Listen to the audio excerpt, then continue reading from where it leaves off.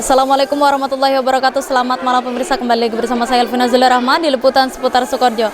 Baik pemirsa, malam hari ini tepatnya pada Ahad 1 Oktober 2023, pengurus pusat Iksas Santri Putri mengadakan doa bersama santri Sukoharjo dalam rangka Harlah Iksas ke-35.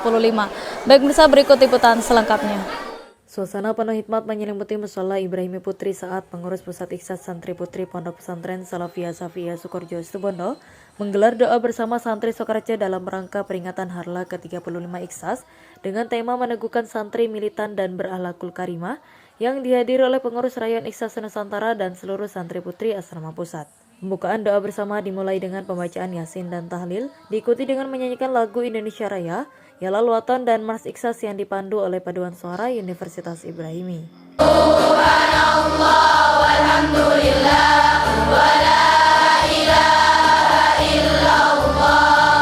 Subhanallah walhamdulillah. Momen tersebut semakin berkesan dengan adanya taujihat dan irsyadat oleh ibunya Hajah Juwairiyah Fawaid yang mengenal sejarah sang pendiri Iksas Kiai Haji Raden Ahmad Faid As'ad. Sudah perempuan maju, ada di posisi ranah pabrik, berdaya, masuk di pabrik, dia unggul, dan buka di rumah tangga, dia tidak pernah gagal. Sukses dalam rumah tangga, sukses di dalam kaca masa. Lah organisasi Iksas inilah salah satu bentuk terbesarnya yang dilahirkan oleh Kiai yang hari ini alhamdulillah sudah berbuah dan sudah tumbuh. Perempuan sudah mulai banyak yang sudah acara apapun Iksas sudah hampir, perempuan sudah cukup signifikan untuk hadir. Dan sini kefakoin kamping. Untuk hikmahnya apa? Kalau Anda berjuang, jangan takut yang namanya posisi gagal. Tidak ada perjuangan yang gagal. Yang ada cuma tertunda. Hanya waktunya aja yang belum. Kefaloid jatuh bangun untuk melaksanakan, untuk menguatkan Iksas ini. Baru pengasuh yang keempat terus merangkai, menguatkan dan menguatkan sampai hari inilah yang namanya Iksas terus menguat. Anda kalau membangun sesuatu, fondasi pertama kali siap untuk yang namanya berdarah-darah, siap untuk dikucilkan, siap untuk dihinakan, siap untuk yang namanya diremehkan oleh orang lain. Tapi teruslah lakukan kalau itu adalah suatu kebenaran dan yakin itu adalah kebenaran yang memang adalah jalurnya Allah, jalurnya Rasulullah, dan hukum-hukumnya Allah serta hukum-hukum Rasulullah. Tidak boleh pantang menyerah. Tidak boleh sampai putus asa. Mungkin hari ini masih tumbuh bibit, suatu saat akan menguat, membesar dan menjadi suatu jariah-jariah yang abadi seperti yang diajarkan oleh almarhum Kiai Haji. Beliau yang menata Sukoharjo. Sukoharjo sebelumnya tidak ada yang namanya struktur. Dulu Kiai As'ad strukturnya langsung kelurahan, langsung guru-guru, tidak ada pengasuh, tidak ada wakil pengasuh, tidak ada kabit membawai kabak dengan beberapa kabak membawai, lalu kasubag dengan beberapa, lalu ke staf daerah ketua kamu. Itu belum pernah terbentuk struktur itu. Baru kefawaid yang membentuk seperti bentukan struktural modern. Dulu kan saat nasional, Kiai As'ad, kelurahan, pengurusnya cuma inti, lalu ketua kamar, staf daerah ketua kamar. Sekarang lagi kepengurusannya sudah luar biasa. Siapa yang melakukan menata itu? Kefawaid yang tidak harus kuliah, yang tidak harus S1, S2, S3, lagi S2. Cuma alia. Tapi beliau sudah memberikan kontribusi besar kepada pesantren, menata pesantren dengan tatanan yang bagus, mencetuskan pesantren dengan sains teknologinya, itu zaman FAUE, kebidanan, sampai kebidanan pada saat itu dituntang. Jangan sampai ada evaluasi, ayo nih berhenti ini pendiri kebidanan, saya panggil bukan sana, panggil ke ini. Belum kuatkan, ayo buat kebidanan biar perempuan-perempuan banyak di samping-samping kita punya kualitas yang lebih. Nah ini kita, maka jangan pernah kita menganggap remeh perempuan, karena kalau perempuan hebat maka laki-laki akan hebat pun. Tapi kita sering bilang, ketika ada laki-laki sukses, tanyakan dua, siapa istrinya, siapa ibunya. Siapa istrinya, siapa ibunya.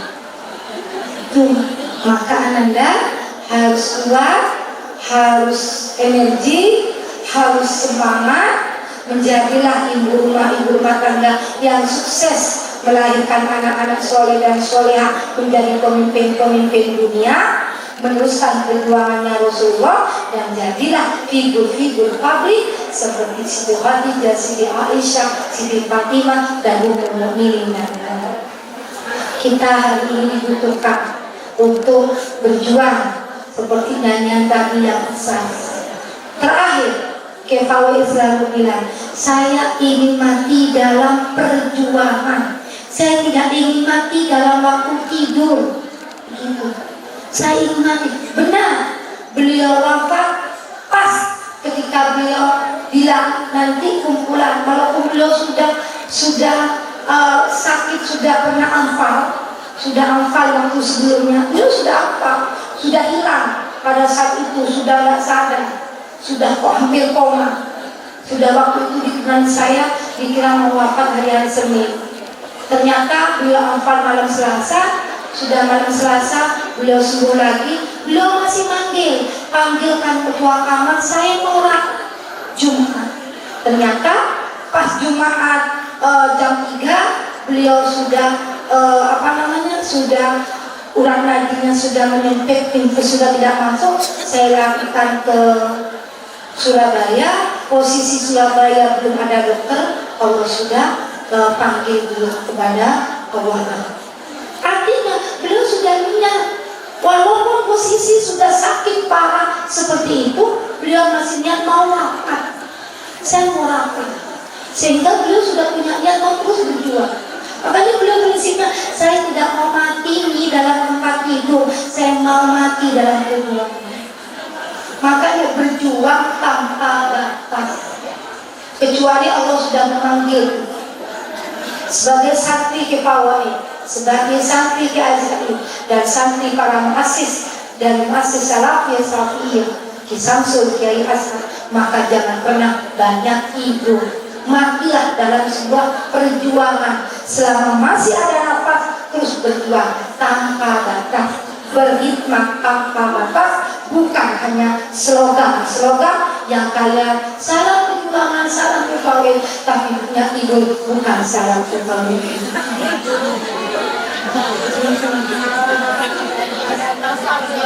Salam perjuangan banyak makan. Yang kemudian disambung oleh Dr. Anda Hasanah Thohir MPDI, mantan Ketua Iksas Putri pertama yang menyampaikan sejarah berharga tentang perjalanan Iksas.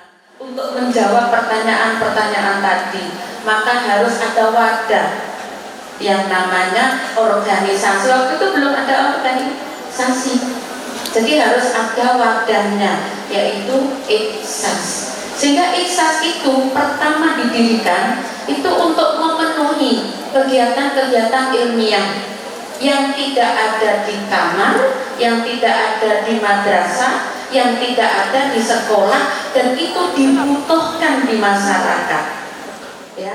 Acara juga diramaikan dengan penampilan deklamasi yang memukau, menggambarkan peran Kiai Haji Raden Ahmad Faid Asad dalam berdirinya Iksas. Suasana hikmat melingkupi acara ini terutama saat zikir basmalah dan salawat mahalul qiyam menggema, yang kemudian ditutup dengan doa bersama.